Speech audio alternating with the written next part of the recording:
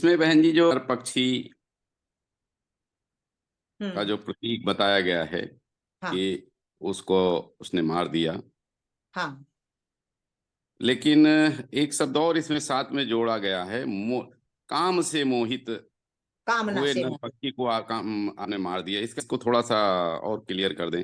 देखिए देखिए क्या, जो ये हम जो देह चेतना में आ जाते हैं, मैं हूं तो आत्मा, मेरा वास्तविक स्वरूप है कि मैं चैतन्य शक्ति आत्मा हूं। पर मैं समझ रही हूं अपने आप को देह, शरीर, मैं शरीर हूं। तो ये धीरे धीरे आया कहां से?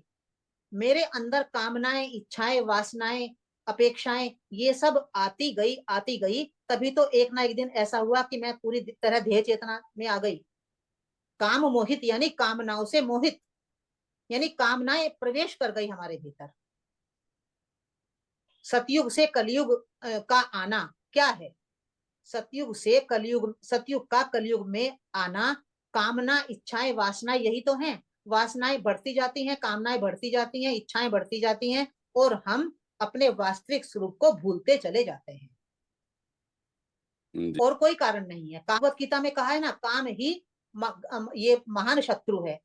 जो तीसरे अध्याय में या दूसरे अध्याय में कहा है कि जी जी जब अर्जुन ने पूछा कि ये कौन है असली कारण, तो कृष्ण ने कहा है काम। काम एश क्रोध एश।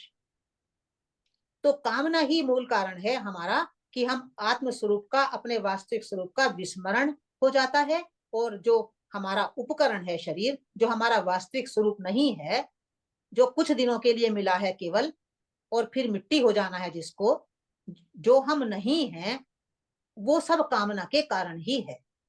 धीरे धीरे, स्लोली स्लोली हम उस तरफ बढ़ते चले जाते हैं। तो ये ईसा की कथा है कि उन्होंने कहा है कि ये इस फल को मत खाना, और उनकी इच्छा हुई हम इस फल को खा लें, तो वहां भी कामना ही बताया है। यानी धन में भी हम देखें तो हमारी गिरावट का कारण, हमारे हाँ। ज्ञान का कारण कामना ही होती है। हाँ। तो तो काम जहां भी आएगा, काम जी का मतलब है कामना। जी कामना के जी अंदर फिर हम इच्छा, वासना सबको इंक्लूड कर लें।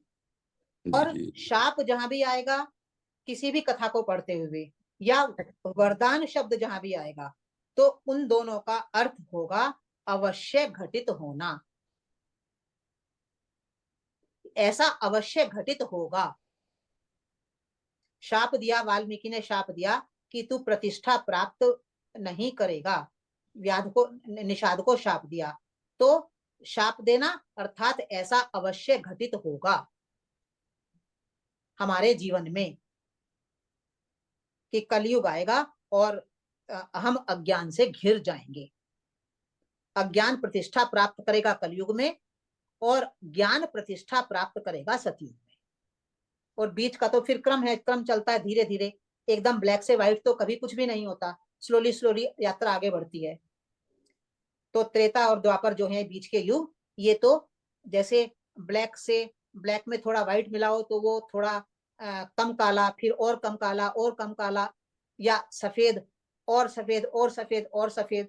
तो काले से सफेद एकदम नहीं होता, वो शनै शनै यात्रा चलती है। जी और एक चीज मैं यहाँ बता दूं, जो कि हम बहुत पहले, 20 साल पहले जब हम इंदौर में पढ़ा करते थे, तो एक प्रश्न आया करता था कि सतयुग से कलयुग आ गया। ठीक बात है, ये तो हम समझ गए कि वो धीरे धीरे काला आते आते कलयुग काला हो गया। पर काले के बाद फिर सतयुग है, तो ऐसा कैसे हो सकता है कि काले के बाद सतयुग है? तो बात हमें उस समय समझ नहीं आती थी। काफी इसके ऊपर विचार विमर्श किया करते थे। तो कलयुग के बाद, सतयुग से पहले एक पीरियड होता है जिसे संगम युग कहते हैं। जी इस संगम युग में जो काला चल रहा, कलयुग का जो काला चल रहा होता है, वो काला धीरे धीरे धीरे धीरे सफेद होना शुरू होता है। आप समझ गए? एक पीरियड कहते हैं कि आजकल संगम संगम युग चल रहा है। और संगम युग का अर्थ ये है कि सब लोग अज्ञान में नहीं है। कुछ लोग, आधे लोग अज्ञान में हैं, और आधे लोग अज्ञान से बाहर निकलकर ज्ञान में आना उन लोगों ने शुरू कर दिया है। तो ये संगम युग है। तो आधे लोग ज्ञान की तरफ चल रहे हैं, और आधे लोग अभी अज्ञान में हैं। तो ये संगम युग है। जो ज्ञान की तरफ चल पड़े हैं वही धीरे धीरे चलते चलते वाइट हो जाएंगे और सतयुग आ जाएगा।